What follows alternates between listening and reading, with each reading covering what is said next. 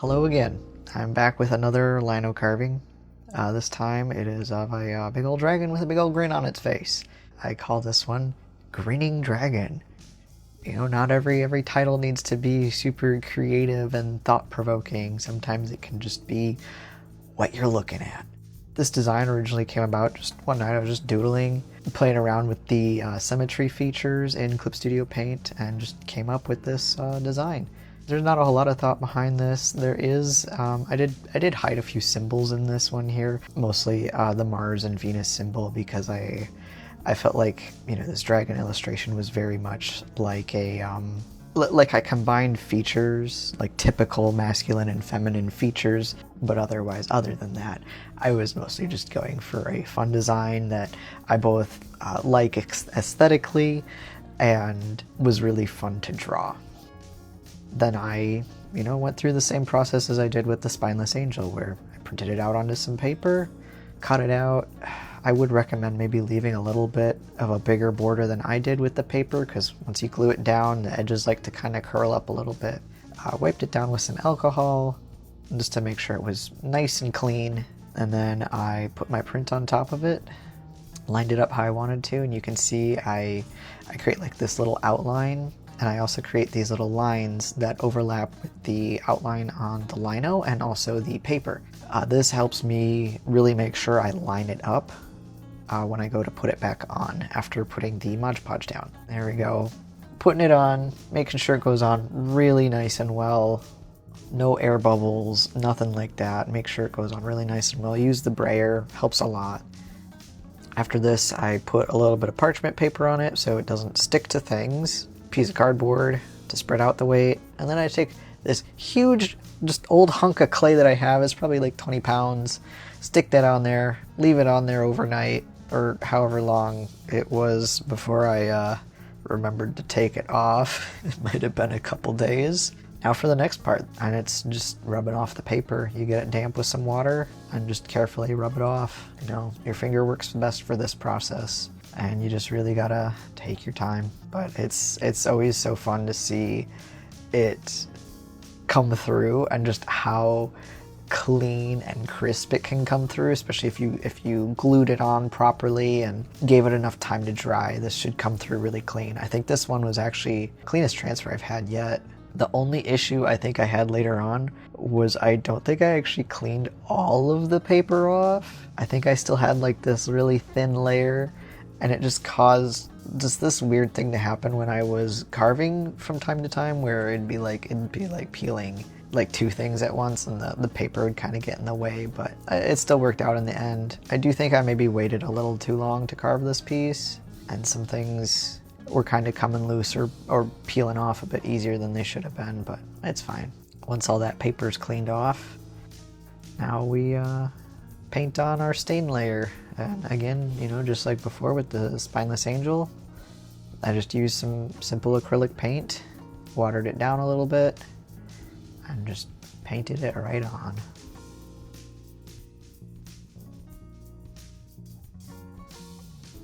The first day of carving, the most overwhelming probably.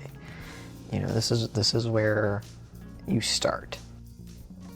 Right before carving too here, as you can see, I'm pointing to the horns, and I kind of felt like the inner line on the horns here was going to be too thin. So I just took a little micron pen that I had and just thickened it up a little bit, just trying to match the kind of wiggly texture of the lines I had before. I was just a little bit worried that the line would be too thin and wouldn't carve very well, or wouldn't be able to hold up to a whole lot of printing. Funny enough too is this carving, honestly, it took me quite a while. I'll have to go back and look at all the footage and see just how long it was, because I did manage to record the entire carving process this time. It took me quite a while, and it was a project that I kept putting off because every time I kind of sat down to look at it, it felt quite overwhelming. A lot of really interesting shapes and crevices to it, and a lot of little lines, like those dots over the eyes. Those were a pain. I'm really glad I didn't do as much cross-hatching as I had initially done on this, because that would have been a huge pain to carve. This project was also kind of fun too, because I got new carving tools, and I got to try those out for the first time, and I quite like them. I saw some people complain with this particular set, like, oh no, you still have to change out the blades, and I mean, I think it was fine. The speedball carving kit, I really did not like having to change out the blades on that, because at least with the one I own, the blades often got stuck, and it'd be like this really frustrating process of like trying to use like a toothpick or whatever to try and get them out. And this is a really nice, it just slides in and out. So changing them was no problem. And I felt a lot more freedom with being able to change them as easily versus the speedball ones. But these blades are really nice. They're nice and sharp, and they fit really nicely in the hand. And I have small hands, so a lot of things tend to not fit my hands, and these still work pretty well. If you would like to watch the entire carving process, I am going to make that a separate video, which you'll probably see out in a few days after this one. Yeah, this was a fun one to carve. It was overwhelming. There were definitely a lot of spots where I just like kind of stop and stare at it. And especially, I think like the worst part is that it is a symmetrical design. And so that meant like, okay, I finally finished that hard section. And then I look at it and it's like, well, now I have to do that again on the other side. And I have to try to, match what I did on the other, the side before it to make sure it remains fairly symmetrical. So the nose ring, I should probably say I really love drawing big spiky nose rings on all of my my beasts, especially dragons. I think that's kind of just like a trait I've picked up with my art, is I draw creatures with big noses and big nose rings, and I just love doing that. I love how it looks. I love drawing it. It's a lot of fun for me.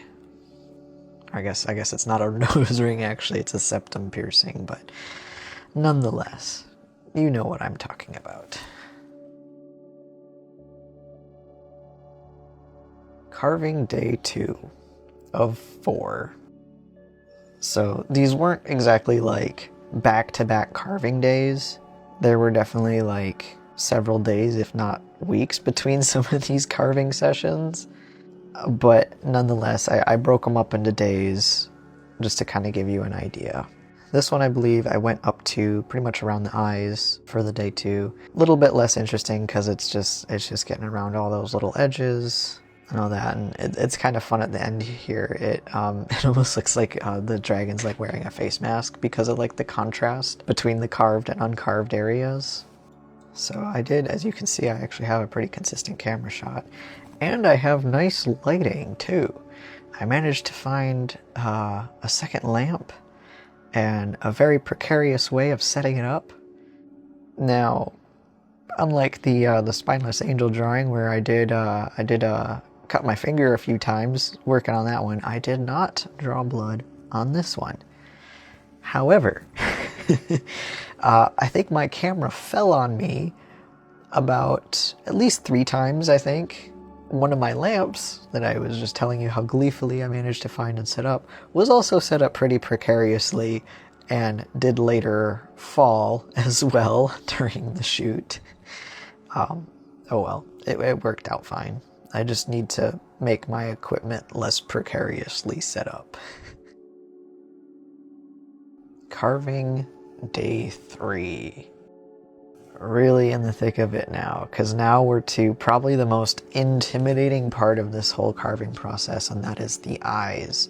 There are so many little details around the eyes here, and eyes too are something they're so easy to mess up, because if you mess it up, it's so much more obvious that there's something wrong there because of how much we look at eyes, and just from, the perception of like eyes being too big, eyes being too small, too far apart, too close together, we pick up on those things really fast, and it can really like make or break an illustration too if the eyes don't have the feeling that you want from them. So, by that regard, that makes it a lot more intimidating too. And like I said before, there's just all these little details, these little dots and whatnot that I needed to preserve around them, as well as, again, those really thin lines for the little eye shines. Those eye shines, as well as other details around the eye, actually are what make this drawing, at least in my opinion, not work very well with its tones reversed. So what I mean is, like, this was designed to be printed in a dark color on a light surface. So, like, for example, like black ink on like a white background. Just with that in mind, I feel like it only works that way because I incorporated shading into this illustration. So when you invert it to, say, be like white ink on a black surface, it just doesn't read the same. I still think it looks interesting, but it just doesn't read the same. Carving day 4. This is the 4th and final day of carving. It's where I carve out the eyebrows here, which again has those really tiny little dots, and there's a bunch of them because I just had to do that. And then we'll also carve out that central eye, and then the horns. And the horns were obviously, I knew, like, were going to be the easiest part of this whole thing, short of carving the outline. The horns will be the easiest step. I think the thing I regretted the most with doing was those dots on the eyebrows. I still think it looks great, and I still think it turned out great. That was just probably the part I disliked carving the most. There is, like, when I was looking at the forehead here, it was definitely like, man, where do I even start? I think I was just like, I guess I'll just start with outlines and cleaning that up.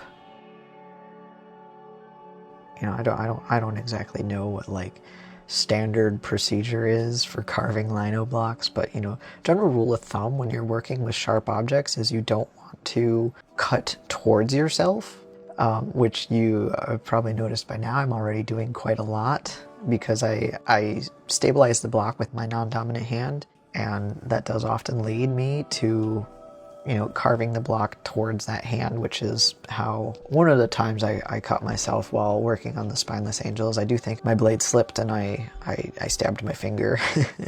But honestly, like, in my own experience, once you kind of figure out what causes your blade to slip, you'll get a really good idea on how to avoid that.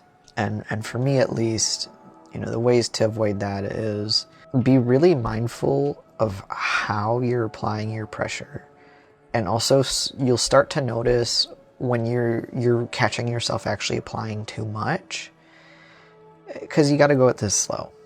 I know rubber blocks you can carve a bit faster just because they're softer, but like with lino blocks, they're a lot firmer, and you might get a little frustrated, like, oh, this isn't going as fast as the rubber blocks, I need to apply more pressure so it's a bit faster. But once you start doing that, you start to lose some control, and once you start losing that control, that's when it's likely for your blade to slip.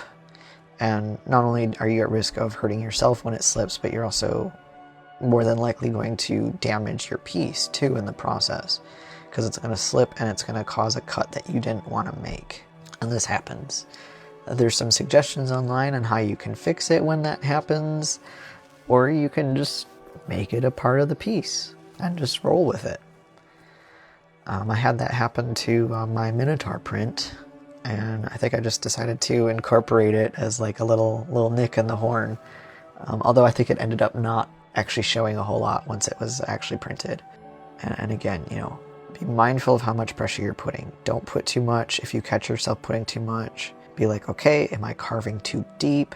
Am I carving in a direction that I don't have a lot of control with? That's why I'm rotating the block a lot, because I want to carve in a direction that I have a really good grip on with my dominant hand, versus carving in a direction that I have not a lot of control in how that blade is moving and how I'm applying pressure. And I'll sometimes even rotate the block while I'm carving to help get myself these nice smoother curves and whatnot.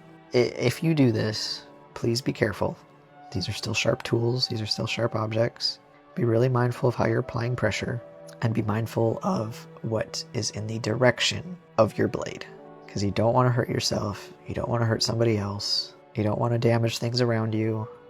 Be careful. Something I think I did cut from most of this footage too is me just going back and tidying up some of the lines, like, and just getting what I missed with the bigger blade. Oh, that reminds me, another thing. Something that at least I have found can also cause your blade to slip is using too big of a blade too fast. And maybe that comes down to just, you know, pressure control, and maybe me not having good pressure control when working with a bigger blade. I do find it quite helpful to just go through with a smaller blade first and get nice and close with those outlines, and then come back with a bigger blade and clean up the insides. But like for the horns, I realized I didn't need to work with the really small blade. I could actually go with the step up because there was so much room, and it saved myself some time. And again, these blades are really nice and sharp. They come with a sharpening kit as well to maintain them, which is also really nice. So now we clean the edges. This is honestly like always a really satisfying part, because you just get to go in there with a big old blade and just take big old chunks out of it. I did use my scissors as well, just to reduce, you know, how much there was to clean up. And I think I ended up going back and trimming some more off too, because, you know, that edge, as much as you try to trim it down, it still ends up being like a surface that can sometimes grab some ink, and then you get those outline chatter lines in your final print, and just not what I'm looking for this one. I always find the at least like on my own prints, the chatter lines outside of the print to be more like unpleasant to the final piece versus if they're inside the design. You know, that's just how I feel with my designs. So I cleaned off the transfer, and I did get a little bit of footage of this, but I'm not going to use it because it's mostly just me struggling, trying to figure out how to clean it off without taking it and running it under hot water. And I ended up having to take it and run it under hot water to get it off.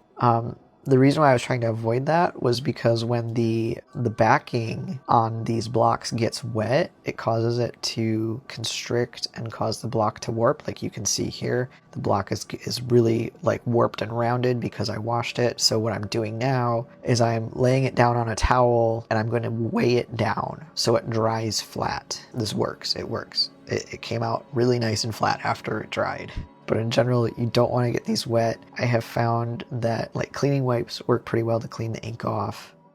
Now we go on to cleaning it up. You know, I'm still finding like little edges that I'm a little bit worried that will pick up ink that I don't want to pick up ink. So I'm cleaning those off. So test printing now.